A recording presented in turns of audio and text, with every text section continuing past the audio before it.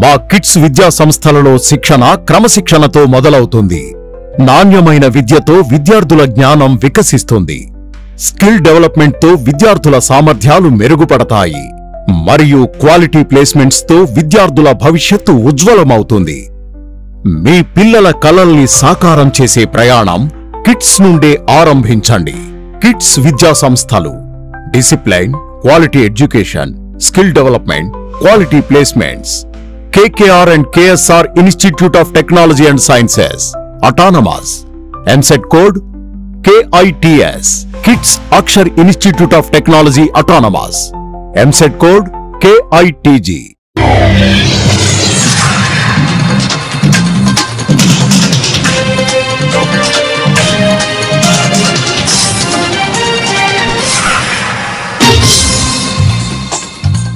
నమస్కారం, city news కి స్వాగతం. ఈనాటి వార్తా విశేషాలు. ఎన్టీఏ ప్రకటించిన నీట్ 2025 ఫలితాల్లో విజయవాడ గోసాలైట్స్ మెడికల్ అకాడమీ విద్యార్థులు అద్భుతమైన ఫలితాల్లో మరో ఏడాది చరిత్ర సృష్టించారు. నీట్ 2025 పరీక్ష కఠినంగా ఉన్నప్పటికీ, పరీక్ష విధానం మారినప్పటికీ నిర్దిష్టమైన ప్రణాళికతో ప్రోగ్రామ్స్ డిజైన్ చేసి నిజాయితీగా ప్రయత్నం చేయడం ద్వారా ఫలితాలు ఎలాంటి మార్పులు ఉండవని, పైగా అత్యుత్తమ ఫలితాలు సాధించవచ్చని శ్రీ గోసాలైట్స్ నిరూపించింది. మా విద్యార్థులు సాధించిన ఈ విజయానికి వారిని అభినందిస్తున్నానని చైర్మన్ నరేంద్రబాబు అన్నారు. ఈ సందర్భంగా నరేంద్రబాబు మాట్లాడుతూ ఇప్పటి వరకు అందిన సమాచారం ప్రకారం నీట్ 25 ఫలితాల్లో శ్రీ గోసాలైట్స్ విద్యార్థులు సాధించిన మార్కుల వివరాలు 720 మార్కులకు 600 పైన మార్కులు సాధించిన విద్యార్థులు 11 మంది, 550 పైన మార్కులు సాధించిన విద్యార్థులు 59 మంది, 500 పైన మార్కులు సాధించిన విద్యార్థులు 379 మంది, 470 పైన మార్కులు సాధించిన విద్యార్థులు 814 మంది, 450 పైన మార్కులు సాధించిన విద్యార్థులు 1086 మంది విద్యార్థులు అత్యుత్తమ మార్కులు సాధించడం గర్వకారణమన్నారు.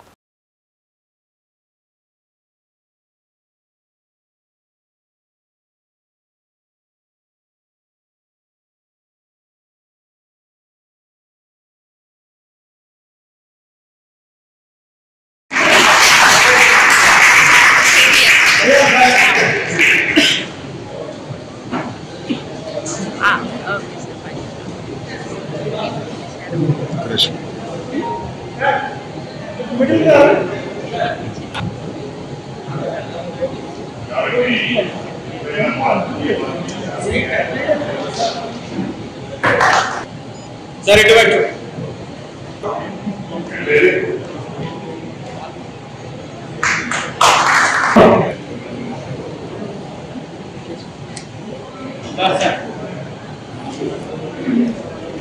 Take magic.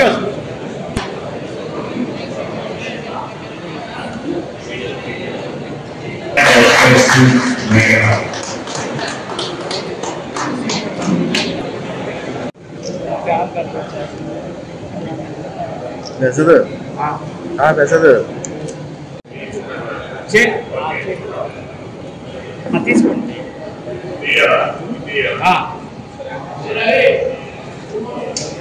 బాబు అప్పుడే ఓకే చెప్పు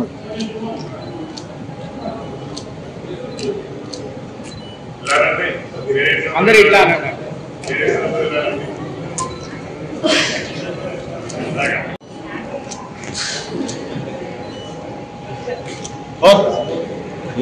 all academic team, come on. Yeah. Team members who are maybe stage is not enough to be everybody has to sit here, that's why maybe they are behind. But whether they are me here, they must be in front of everybody because these are behind me only because of my talent. The academic team of Sri Gosalites, the proud movement of even to visualize, definitely the whole credit goes to my strong academic team. Thank you, sir.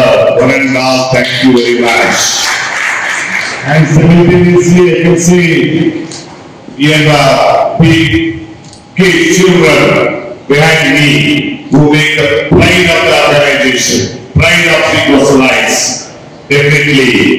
They are the future miracles tomorrow in very prestigious medical colleges of India, like IMS New Delhi, Jeffrey Pondicherry, other aims. They must be there. They have completed UG. Definitely they are the proud to make for the Sri Gosalites who are standing behind me. and congratulations and blessings to my 4,800 అందులో 50% all India పోయి అంటే 3,800 3,800లో సుమారుగా ఇక్కడ కూడా all India కట్టారు కాబట్టి 1,500 ఇక్కడ minimum అనుకున్నా ఒక 100 వెళ్ళిపోతే 150 వెళ్ళిపోతే 1,300 1,400 సీట్లు 1,300 ఉంటే ఇక్కడ 3,800లో ఆంధ్రప్రదేశ్ నుండి శ్రీనివాస నుండి కనీసం 35% నాకు సీట్లు రావాలి 35% ఇది గవర్నమెంట్ లో ఇది ఒక కారణం దీనితో పాటు ఇంకా కారణం ఏంటంటే ఎక్కువ సీట్లు నేను ఇవ్వగలిగాను ఎక్కువ మందిని నేను ఈ విధంగా పంపించగలిగాను. పంచాయతీరాజ్ శాఖలోని ఇంజనీరింగ్ అసిస్టెంట్ల సమస్యలు పరిష్కరించని డిమాండ్ చేస్తూ గ్రామ సచివాలయ ఇంజనీరింగ్ అసిస్టెంట్లు విజయవాడ ధర్నా చౌక్ లో ధర్నా నిర్వహించారు. ఈ సందర్భంగా అసోసియేషన్ ఆఫ్ సెక్రటరియట్ ఇంజనీర్స్ రాష్ట్ర అధ్యక్షులు బి షణ్ముఖ, రాష్ట్ర ప్రధాన కార్యదర్శి బి శంకర్రావు మాట్లాడుతూ ఇంజనీరింగ్ అసిస్టెంట్లపై తీవ్రమైన పని భారాన్ని పంచాయతీరాజ్ శాఖలోని 8 ఇంజనీరింగ్ శాఖల పనులను ఇంజనీర్ అసిస్టెంట్లపై ప్రభుత్వం మోపుతుందని ఆరోపించారు. ఈ కార్యక్రమంలో రాష్ట్రంలో 26 జిల్లాల నుండి ఇంజనీరింగ్ అసిస్టెంట్లు, సిబ్బంది తదితరులు పాల్గొన్నారు.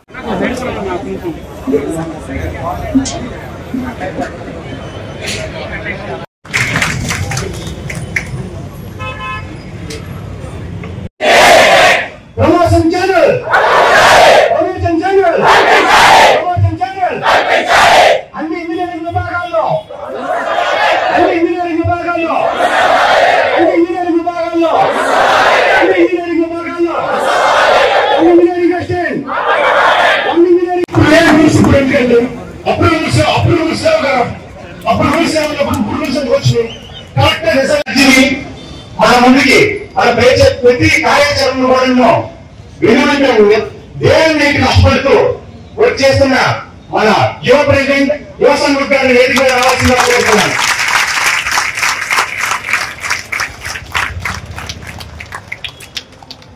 అదేవిధంగా మొదటి నుంచి కూడా మన యొక్క కార్యాచరణలో ముందుకు తీసుకెళ్తున్న వైస్ ప్రెసిడెంట్ 1 ఫరూక్ ఖాన్ గారి ఈ కూటమి ప్రభుత్వం ఫామ్ అయిన తర్వాత ప్రతి ఒక్క ఎమ్మెల్యేని, మినిస్టర్ ని కూడా కలవడం జరిగింది. మా అభ్యర్థులతో మమ్మల్ని ఆ 10th క్లాస్ పోస్ట్ నుంచి మా విద్యార్హతకు తగ్గ ప్రమోషన్ ఛానల్ ఇవ్వండి, అలాగే అన్ని ఇంజనీరింగ్ డిపార్ట్మెంట్లో మేము గ్రౌండ్ లెవెల్లో మేము సమాధానం చెప్పుకోలేకపోతున్నాము, వర్క్ ప్రెషర్ బాగా ఉంది, ఇలాంటి ఇంత వర్క్ బర్డెన్ ఉన్నప్పుడు ఇప్పుడు అన్ని 8 ఇంజనీరింగ్ అసిస్టెంట్ డిపార్ట్మెంట్లో మమ్మల్ని విలీనం చేయండి, అన్ని ఇంజనీరింగ్ శాఖలో మమ్మల్ని విలీనం చేయండి, 1 ఇంజనీరింగ్ అసిస్టెంట్ 1 డిపార్ట్మెంట్ ఈ విధంగా చేయండి అని చెప్పేసి గవర్నమెంట్ కి ప్రతిసారి అభ్యర్థన చేశామండి. గత ఫిబ్రవరిలో జరిగిన కౌన్సిల్ మీటింగ్ లో కూడా మేము చెప్పడం జరిగింది, మమ్మల్ని పిఆర్ కి కొంతమందిని అటాచ్ చేయండి, ఆర్డబ్ల్యూఎస్ కి కొంతమంది అటాచ్ చేయండి, అలాగే హౌసింగ్ కి కొంతమంది అటాచ్ చేయండి అని చెప్పేసి ఇలాగ అన్ని ఇంజనీరింగ్ శాఖలో మమ్మల్ని అటాచ్ చేయండి అని చెప్పేసి అభ్యర్థించడం జరిగింది. కానీ ఇప్పుడు దాకా మాకు జిఎస్డబ్ల్యూఎస్ డిపార్ట్మెంట్ నుంచి మాత్రం మాకు రేషనలైజేషన్ పరిధిలో ఎటువంటి ఇది చూపించలేదండి. మాకు ప్రమోషన్ ఛానల్ కూడా పేరు బి శంకర్రావు అండి, ఇంజనీరింగ్ అసిస్టెంట్స్ అసోసియేషన్ రాష్ట్ర ప్రధాన కార్యదర్శి అండి. ఈ రోజు 2,000 మంది రోడ్డు మీదకి రావడానికి కారణము మా యొక్క కడుపు మంటానండి. భవిష్యత్తు లేదు అనే భావనే మమ్మల్ని ఈ రోజు ఇలా రోడ్డు మీదకి తీసుకొచ్చిందండి.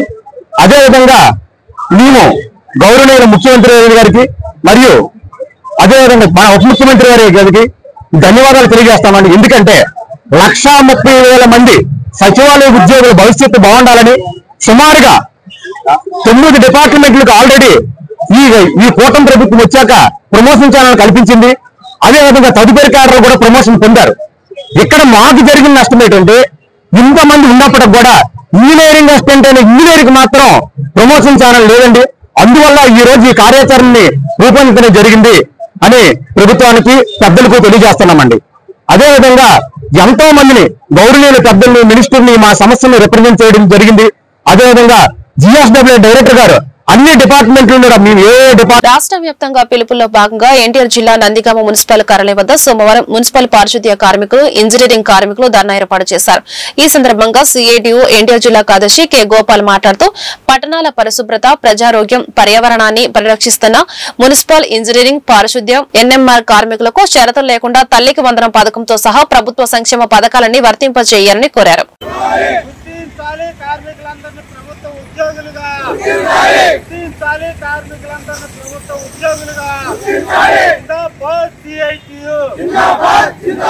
జిందాబాద్ సిఐటియు ఈ రోజు పారిశుద్ధ కార్మికులు మరి వాళ్ళు పనిచేస్తా ఉంటే రాష్ట్రంలో ఉన్నటువంటి పరిపాలన మాత్రం ఈ రోజు కార్మికుల పట్ల చిత్తశుద్ధి చూపట్లేదని చెప్పేసి కూడా మేము ఈ సందర్భంగా అడుగుతా ఉన్నాం. ఇప్పటికే ఇంజనీరింగ్ కార్మికులు నెల రోజుల నుంచి దశల వారీగా ఆందోళన చేస్తా ఉన్నారు.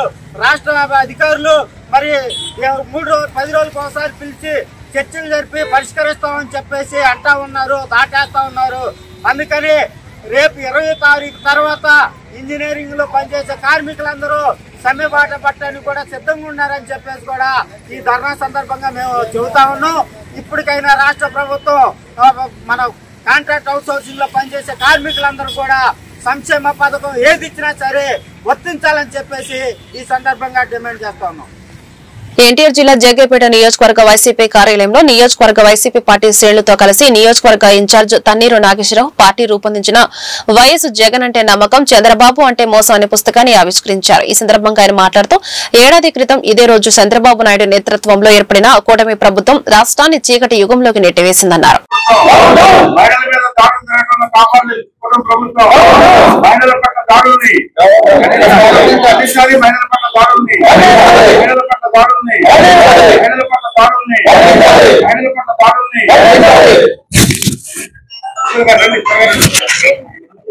కూటమి అధికారంలోకి వచ్చే పరిస్థితి ఒక్క సంక్షేమం కాదు, ఎవరి రాష్ట్రంలో శాంతి భద్రతలు లేవు. ఎక్కడా కూడా రెడ్ బుక్ రాజ్యాంగం నడుస్తూ ఉంది, లోకేష్ రాజ్యాంగం నడుస్తూ ఉంది. ఆయనకు నచ్చిన వాళ్ళు ఎవరినైనా సరే కేసుల్లో పెడుతున్నారు, ఆయనకు నచ్చిన వాళ్ళు ఎవరినైనా సరే జైల్లో పెడుతున్నారు, ఆయనకు నచ్చిన వాళ్ళు ఎవరినైనా సరే అర్ధరాత్రి అపరాత్రులు లేకుండా అరెస్టు చేస్తా ఉన్నారు. భావస్వేచ్ఛ లేదు, పత్రికా స్వేచ్ఛ లేదు. నిన్నగాక మనం చూసాం కొమ్మినేని శ్రీనివాస్ గారిని, ఆయన ఒక డిబేట్ లో కృష్ణా జిల్లా గుడివాడ నియోజకవర్గం నందివాడలో గుడివాడ డీఎస్పీ ధీరజ్ వినిల్ ఆధ్వర్యంలో ఆక్వా రైతులకు అవగాహన సదస్సు ఏర్పాటు చేశారు. ఆయన మాట్లాడుతూ చెరువులో పనిచేసేటప్పుడు మునిగిపోకుండా లైవ్ జాకెట్లు ధరించాలని, rubber shoe, blouse, torch lights భద్రతా కోసం ఏర్పాటు చేసుకోవాలని, విద్యుత్ ప్రమాదాలు జరగకుండా తగు జాగ్రత్తలు తీసుకోవాలని, చెరువుల్లో విషపూరితమైన వ్యర్థాలు వాడొద్దన్నారు. క్యాట్ ఫిష్ సాగు చేస్తే కఠినమైన చర్యలు తీసుకుంటామన్నారు. ఈ కార్యక్రమంలో రూరల్ సీఐ ఎస్ఐ సిబ్బందితో పాటు ఆక్వా రైతులు పెద్ద ఎత్తున పాల్గొన్నారు.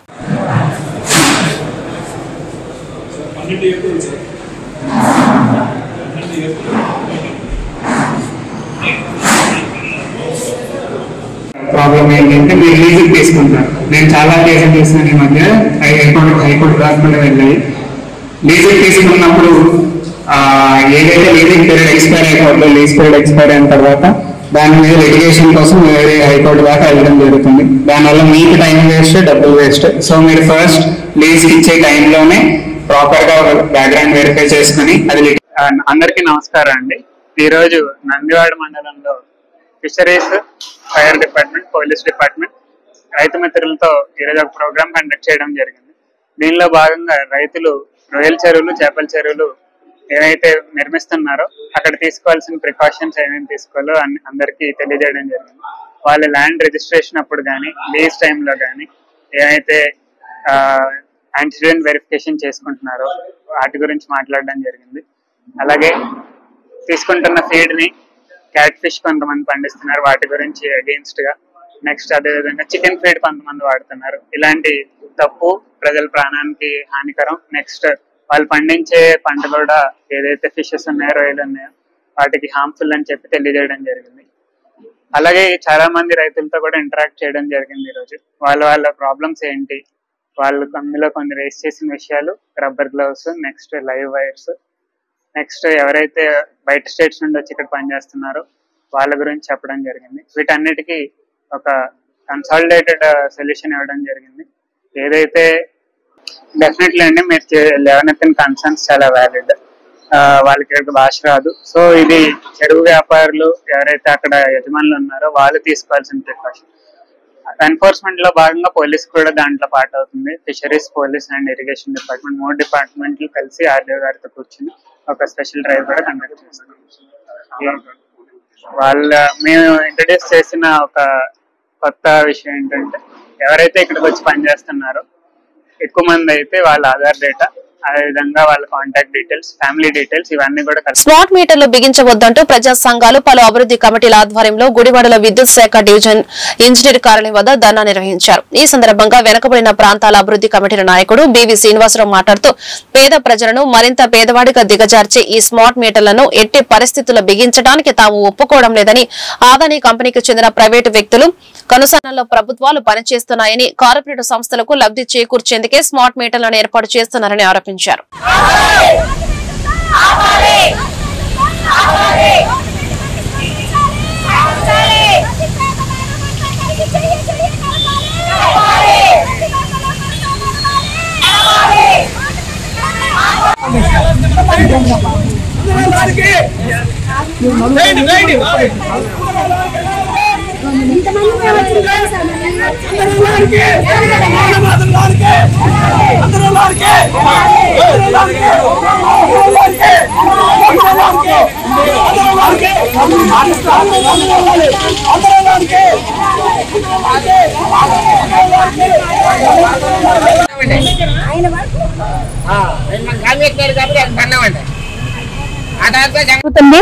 ఇప్పటికే గుడివాడ పట్టణంలో షాపులు, వ్యాపార సంస్థలు, హోటళ్లు, సినిమా హాళ్లు, ఆఖరికి వైద్యాలయాలు, బంగారపు కొట్లు, అట్లాగే ఆటో నగర్ లో కూడా ఇప్పటికే బిగించేశారు ఈ మీటర్లు. ఇప్పుడు ఇళ్లకు పెట్టడానికి ఎగబడుతున్నారు. దీన్ని మేము పూర్తిగా టిక్కో అభివృద్ధి కమిటీ తరఫున అన్ని మండపాడు, శ్రీకాళహస్తి కాలనీ, గుడివాడ ఇట్లా అందరి తరఫున కూడా మేము వీటిని వ్యతిరేకిస్తా ఉన్నాం. ఇప్పటికే ఈ స్మార్ట్ మీటర్ల వల్ల చాలా ఇబ్బంది పడుతున్నారు. నైజాంపేటలో వద్దని చెప్పి ఎదురు తిరిగారు, పగలగొట్టారు. ఇప్పుడు మేము గుడివాడ ప్రజానికానికి మేము ఇచ్చే ఇదే తెలియజేస్తుంది ఏమనదంటే, మీరు కూడా ప్రజలందరూ మాతో కలిసి రండి, అందరూ స్మార్ట్ మీటర్లు వ్యతిరేకించండి. ఈ స్మార్ట్ మీటర్ల వల్ల ఎటువంటి ప్రయోజనం లేకపోగా మన ఆదాని కంపెనీలకి మనం బాగు చేస్తా ఉన్నాం.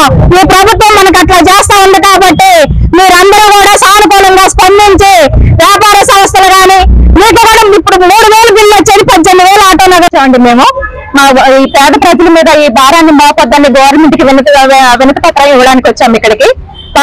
పాత ప్రభుత్వం జగన్ హయాంలో ఈ మీటర్లు పెడుతుంటే లోకేష్ గారు వ్యతిరేకించమని చెప్పారు. ఇప్పుడు లోకేష్ గారు ప్రభుత్వం వచ్చినాక అదే పని మాకు చేస్తున్నారు. వేలకు వేలు కరెంటు బిల్లులు కడితే తినడానికి ఉండటానికి ఎలా బ్రతుకుతారు ఈ సామాన్యులు? చెయ్యి కలిపి అందరూ మాకు సంఘీభావం తెలపాలని కోరుకుంటున్నాం. మన స్మార్ట్ మీటర్లు పగలగొట్టినందుకు మా సీను గారి మీద కేసులు పెట్టారండి. ఆ కేసులు ఇమ్మీడియట్ గా ఎత్తివేయాలని కోరుకుంటున్నాం. ఈ పోరాటం ఇంతవరకు ఆపదండి. స్మార్ట్ మీటర్లు ఆపే వరకు కూడా మేము ఈ నిరాహార దీక్ష చేస్తూనే ఉంటామండి. పోరాటం ఇక్కడ ధర్నా చేయడానికి ముఖ్య కారణం స్మార్ట్ మీటర్లని కొత్తగా తీసుకొచ్చారు. కానీ అది ప్రజలను కూడా అర్థం చేసుకోవాలి కదా. అసలు కూలీ నాలి చేసుకొని బతికేవాళ్ళు 2,000 3,000 కట్టాలంటే ఎలా కడతారు? వాళ్ళు అర్థం చేసుకోవాలి. గుడివాడ ప్రజలందరూ కూడా కలిసి రావాలి. ఇది జరిగేది నష్టం అందరికీ జరుగుద్ది, వాళ్ళకి పెద్ద ఎత్తున జరుగుద్ది, నాలాంటి పేదవాళ్ళకి కూడా పెద్ద ఎత్తున జరుగుద్ది. ఇది అర్థం చేసుకొని చంద్రబాబు నాయుడు గారు అర్థం చేసుకొని ప్రైవేట్ సంస్థలకు ఇవ్వకుండా మంచి జరగాలి, ప్రజలకు మంచి జరగాలని. కృష్ణా జిల్లా గుట్లవల్లేరు మండలం వేమవరం గ్రామంలో వేంచేసి ఉన్న శ్రీ కొండాలమ్మ అమ్మవారి దేవస్థానంలో ఆదివారం అత్యధిక స్థాయిలో భక్తులు అమ్మవారిని సుమారు 25,000 మంది పైగా భక్తులు దర్శించుకున్నారని, అమ్మవారికి పాల పొంగళ్లు, మొక్కుబడులు తీర్చుకున్నారని తెలిపారు.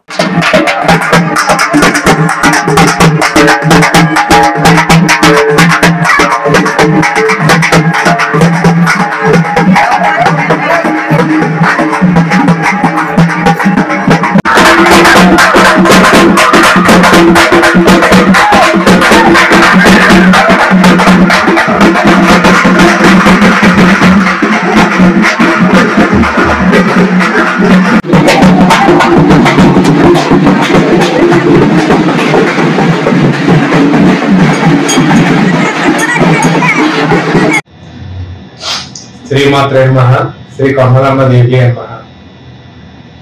వేమవరం గ్రామంలో వేంచేస్తున్న ఎంతో విశిష్టత కలిగిన శ్రీ కొండలమ్మ అమ్మవారి దేవాలయానికి ఈ రోజున శ్రీ అమ్మవారి దేవాలయానికి వేలాది మంది భక్తులు శ్రీ అమ్మవారి దర్శనానికి ఇచ్చేస్తున్నారు. ఉదయం నుండి మా అర్చక స్వామి శివసంతోష్ శర్మ గారు, ఆసాది స్వామి వెంకటేశ్వర గారి ఆధ్వర్యంలో ఇరువురు అమ్మవారికి వివిధ రకాల పూజా కార్యక్రమాలు నిర్వర్తించి ఉదయం 5 గంటల నుండి మరియు 6 గంటల నుండి భక్తులకు దర్శనం ఏర్పాటు చేయడం జరిగింది. భక్తుల సౌకర్యార్థం 2 క్యూ మార్గాలు ఏర్పాటు చేస్తున్నాం. 1 ఉచిత దర్శనం, 2 శీఘ్ర దర్శనం. భక్తులకు ఏది సౌకర్యవంతంగా ఉంటే ఆ క్యూ మార్గం ద్వారా వెళ్లి అమ్మవారు దర్శించుకుంటున్నారు. అదేవిధంగా దేవాలయంలో అన్నప్రాసనలు, నామకరణలు, ఇతర కార్యక్రమాలన్నీ కూడా మా శివసంతోష్ శర్మ గారి వారి శిష్య బృందంతో పూజా కార్యక్రమాలు నిర్వర్తిస్తున్నారు. కొట్లవేల రాజశేఖర్ సత్యనారాయణ గారు వారి సిబ్బంది భక్తులకు ఎటువంటి అసౌకర్యం లేకుండా, ఎటువంటి అవాంఛనీయ సంఘటనలు జరగకుండా చూసుకుంటున్నారు. వేసవి కాలం కావున భక్తులు 50 మందికి ఉచితంగా చల్లటి మజ్జిగ, మంచినీరు, ఉచితంగా ప్రసాదం కూడా అందజేయడం జరుగుతుంది. ఈ రోజున ఉదయం నుండి జరపబోవు పూజా కార్యక్రమాల గురించి మా ముఖ్య అర్చక స్వామి శివసంతోష్ శర్మ గారు వివరిస్తారు. శ్రీమాత్రే నమః.